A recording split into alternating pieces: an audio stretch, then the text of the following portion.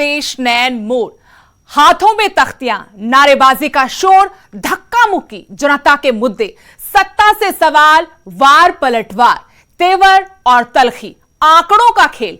हरियाणा विधानसभा के मॉनसून सत्र का आगाज कुछ इस तरह से हुआ। विपक्ष 3 दिन के सत्र के लिए पहले ही दिन पूरी तैयारी के साथ आया था। पेपर लीक, कोरोना काल, किसान आंदोलन, बेरोजगारी को लेकर विपक्ष ने सत्ता पक्ष को सदन में खूब घेरा। सरकार अपने ही जवाब पर घिरती दिखी। कई मोर्चों पर मुख्यमंत्री मनोहर लाल को आगे आकर जवाब देने पड़े। जैसे आसार थे, आगाज भी वैसा ही हुआ। हमारी खास पेशकश में आपको बताएंगे मॉनसून सत्र के पहले दिन क्या रहा खास और विपक्ष ने जनता के सरोकार से जुड़े मुद्दों को कितना उठाया।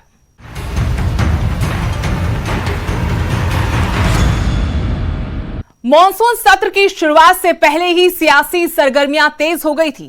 कांग्रेस ने अपनी आवाज को बुलंद करने के लिए हाईकोर्ट चौक से लेकर विधानसभा तक रोष मार्च निकाला और पेपर लीक कांड से संबंधित तख्तियां और बैनर हाथ में लेकर नारेबाजी करते हुए विधायक पूर्व मुख्यमंत्री भूपेंद्र सिंह हुड्डा की अगुवाई में विधानसभा पहुंचे। इस दौरान पुलिसकर्मियों और हुड्डा के बीच तीखी नोकझोंक हुई और धक्का मुक्की से माहौल काफी तनावपूर्ण हो गया।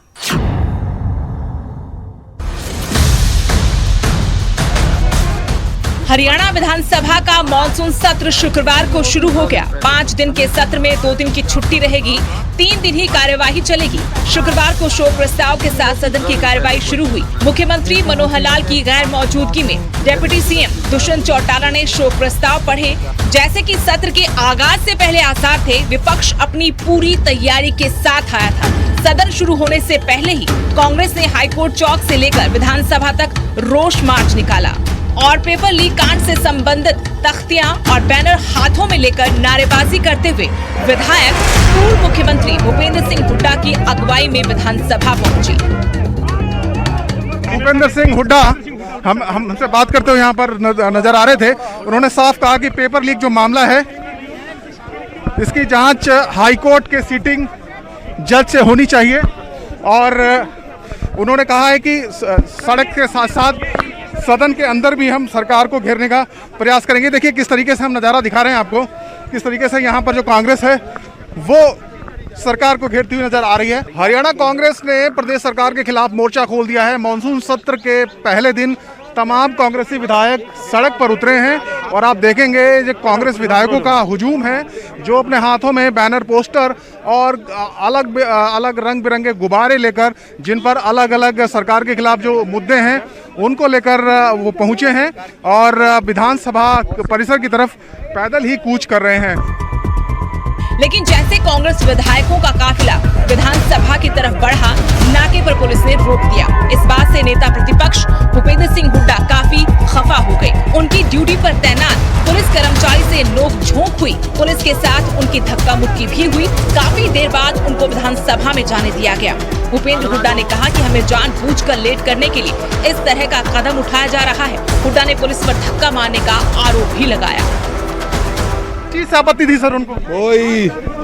कोई विधायक को रोक नहीं सकता कि हमारा संविधानीय अधिकार है। जो उन्हें इस प्रकार की कार्रवाई की है वो गलत की है। पूर्व मुख्यमंत्री भूपेंद्र सिंह हुड्डा ने अपने साथ हुई बदसलूकी का मामला सदन में स्पीकर के सामने भी उठाया और मामले की जांच की मांग की। मैं आ रहा था शांतिप्रिय ढंग से, वहां रोका गया और मैंने कहा भाई मेरा अधिकार है विधानसभा में जाने का। बिल्कुल। या तो आप ये कहो कि भी आपके आदेश थे वहां हमारे को रोक दिया जाए। नहीं, बिल्कुल आदेश नहीं थे तो कैसे रोका गया? कांग्रेस ने कहा कि पुलिस की ऐसी हिम्मत नहीं कि वो नेता प्रतिपक्ष को इस तरीके से रोके। जरूर इसके पीछे सरकार का हाथ था। इस मामले की जांच कर दोषियों के खिलाफ सख्त कार्रवाई की जाए। का यही था, उनको ऊपर से कहीं ना कहीं से इस चीज का जो है कहीं ना कहीं से सपोर्ट थी, जिसकी वजह से ये व्यवहार ऐसा हुआ। नहीं तो उनकी हिम्मत नहीं है, ये उनकी वो नहीं है कि वो इस तरह का व्यवहार विपक्ष के नेता और जो है माननीय सदस्य हरियाणा विधानसभा के साथ करने की जोखिम उठा सकते हैं। प्रिविलेज कमेटी में गया मामला, आपको क्या लगता है कि इस तरह की कमेटी में जाने के बाद न्याय होगा इसमें? बिल्कुल, प्रिविलेज कमेटी हमारी विधानसभा की कमेटी और हम उम्मीद करते हैं इसमें सख्त से सख्त उसमें कार्रवाई जो है उसके विरुद्ध हम अमल में जरूर लाएंगे। अपने जो है विधानसभा में हमें अपने पूर्ण तरीके से अपने अधिकारों और अपने प्रिविलेज का हमें ज्ञान है, हम उसके तरफ ही उसकी जो है ये लोकतंत्र की रक्षा की बात है, हम इसको ऐसे मुद्दे को ऐसे नहीं जाने देंगे। सदन के बाहर और अंदर विपक्ष ने अपने तीखे तेवर मॉनसून सत्र के पहले दिन ही दिखा दिए। भले ही सत्र की अवधि काफी कम है, बावजूद इसके विपक्ष ने सरकार को घेरने के लिए और जनता के मुद्दे उठाने के लिए कमर कस ली है और पहले ही दिन सरकार सदन में विपक्ष के सवालों पर घिरती भी नजर आई। Bureau report, news 18।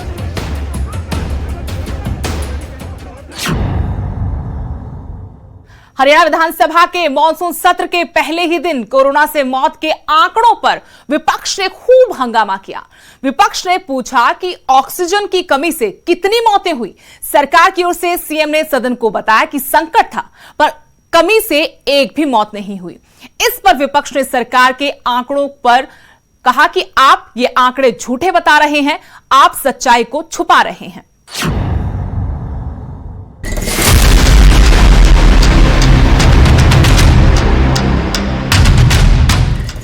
हरियाणा विधानसभा के मॉनसून सत्र में शुक्रवार को प्रश्नकाल के दौरान कोरोना की दूसरी लहर में हुई मौतों को लेकर खूब हंगामा हुआ।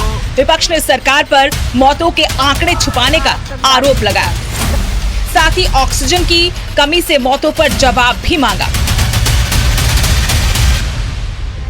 कांग्रेस विधायक जगबीर सिंह मलिक ने मौतों पर जिलेवार ब्यौरा मांगा। स्वास्थ्य मंत्री अनिल विज का ऑक्सीजन लेवल डाउन होने पर वो सदन में नहीं आ पाए। उनकी जगह जवाब देने के लिए सहकारिता मंत्री डॉक्टर बनवारी लाल खड़े हुए, लेकिन जब विपक्ष हावी हुआ तो मुख्यमंत्री मनोहर लाल ने खुद मोर्चा संभाला। उन्होंने कहा कि ऑक्सीजन की कमी से कोई मौत नहीं हुई। हालांकि ऑक्सीजन का संकट जरूर था। हमने केंद्र से 350 एमटी ऑक्सीजन मांगी थी, लेकिन हमें 285 एमटी तक ही मिली। मैं आज एक अखबार का एक कटिंग भी देख रहा था। ये राजनीति करने का विषय नहीं है, चाहे विपक्ष है चाहे पक्ष है। ये सच्चाई है और सच्चाई को कबूल करना पड़ेगा। मैं सुबह कटिंग देख रहा था अखबार की, इसमें सभी राजनीतिक पार्टी आती है। हमारे ओम प्रकाश धनखड़ जी बड़े गर्व से लिख रहे थे कि भी हमारी तिरंगा यात्रा बहुत अच्छी रही। मैं एक वैसे उदाहरण दे रहा हूं, बड़ी अच्छी रही। मैं पूछना चाहता हूं, सीएम साहब ने बड़ी अच्छी बात कही, भाई पता नहीं तीसरी लहर का भी क्या होगा। ये दूसरी लहर आई, वो इसके जिम्मेवार सबसे ज्यादा राजनीतिक लोग हैं। सरकार के आंकड़ों और दावों पर विपक्ष को यकीन नहीं हुआ तो नेता प्रतिपक्ष भूपेंद्र सिंह हुड्डा ने कहा कि सरकार मौतों के आंकड़े सार्वजनिक करे। उन्होंने कहा कि मौतों की असली संख्या जानने के लिए कमेटी का गठन हो। हम ये कहेंगे सरकार जो है झूठ के पुलंदे पे जो है वो ठहरी हुई है। ये कहना कि कोरोना काल में जो संख्या है वो प्रश्न चिन्ह में है, ऑक्सीजन की कमी नहीं हुई और उससे मौत नहीं हुई, ये उससे भी बड़ा झूठ है। और ये कहना कि हमने जो है चाहे जो बेसहारा हुए हैं उनको कुछ दिया, उसमें देख सकते हो प्रावधान की कहिए, दिया कुछ नहीं, आंकड़े तो अपने आप करती है। ये सरकार जो है किस तरीके से चल रही है, इससे बड़ा उदाहरण आपके पास मिल नहीं सकता। जिस तरीके से आज उनके जवाब से आप ले सकते हो, अंदाज़ा ले सकते हो कि सरकार पूरी तरह विफल रही है। कोरोना काल दूसरा होए भी कई महीने हो गए, लेकिन ना पीड़ितों को, ना पैरामेडिकल स्टाफ को, ना डॉक्टरों को जो मुआवजे अनाउंस कर रखे थे वो दिए नहीं गए। प्रावधान की जरूर बताइए और मौत के आंकड़ों को भी छुपाने का कार्य किया जा रहा है। कोरोना काल में मौत के आंकड़ों पर सरकार सदन के अंदर और बाहर विपक्ष के निशाने पर रही। सदन में कांग्रेस ने सरकार को सवालों के कटघरे में खड़ा किया तो इनेलो के प्रधान महासचिव अभय चौटाला ने भाजपा जेजेपी गठबंधन सरकार पर विधानसभा सत्र के दौरान सफेद झूठ बोलने का आरोप लगाया। उन्होंने कहा कि सरकार ने कहा कि कोरोना महामारी के दौरान ऑक्सीजन की कमी से कोई मौत नहीं हुई है, जबकि सच्चाई प्रदेश की जनता के सामने है, जिन्होंने महामारी में अपनों को ऑक्सीजन की कमी के कारण खोया है। ऑक्सीजन की कमी और कालाबाजारी के कारण रोजाना मौतें होती थी, लेकिन सरकार अब झूठ बोल रही है।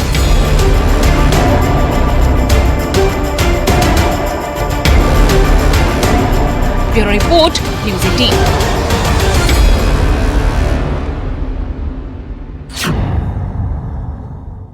हरियाणा विधानसभा के मॉनसून सत्र में किसान आंदोलन का मुद्दा भी छाया रहा। विपक्ष ने सरकार से पूछा कि कितने किसानों पर एफआईआर दर्ज हुई है और किस आधार पर किसानों के खिलाफ देशद्रोह के मुकदमे दर्ज किए गए हैं। शून्यकाल के दौरान कृषि कानूनों और किसान पर सवाल जवाब को लेकर सत्ता पक्ष और विपक्ष में खूब नोकझोंक हुई।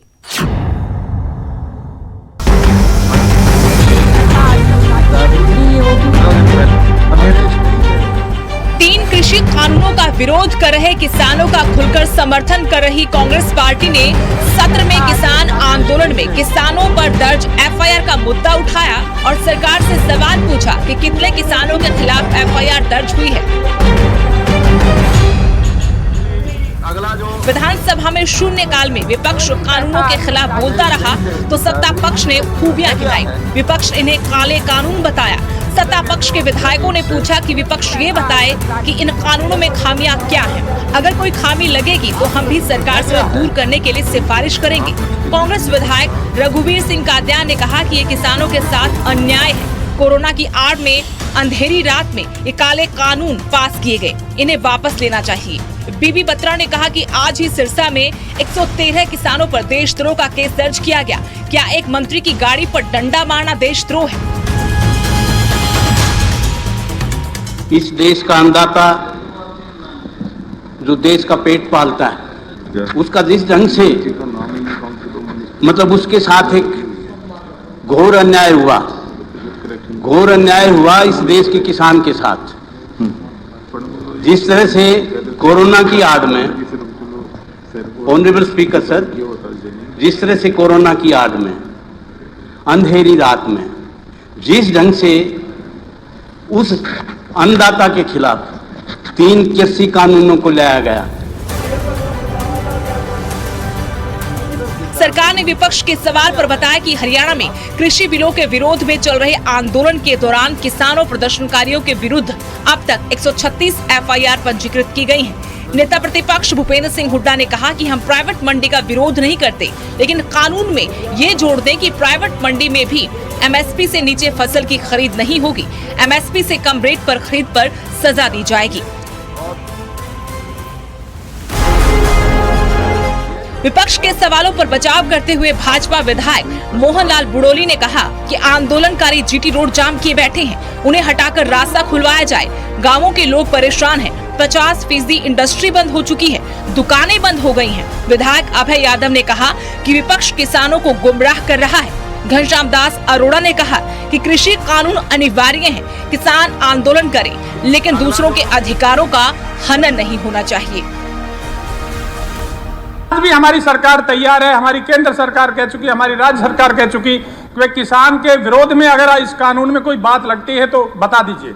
मेरा विपक्ष के साथियों से सिर्फ एक अनुरोध है कि स्टेट का माहौल खराब करने की बजाय वो सीधे इस हाउस में बताएं कि इस कानून में ये कमियां ये दूर कराएं, और हम भी सिफारिश करेंगे कि जो ये कानून की कमियां बताएंगे उनकी सिफारिश हम भी करेंगे कि ये कानून की ये कमियां दूर करें। आपकी बारी आएगी, आप अपने तरफ से बोल लेना जो बोलना है। मैं कह रहा हूं हम भी सिफारिश करेंगे, अगर ये कमियां बताएं उन कमियों को दूर कराने की हम भी सिफारिश करेंगे।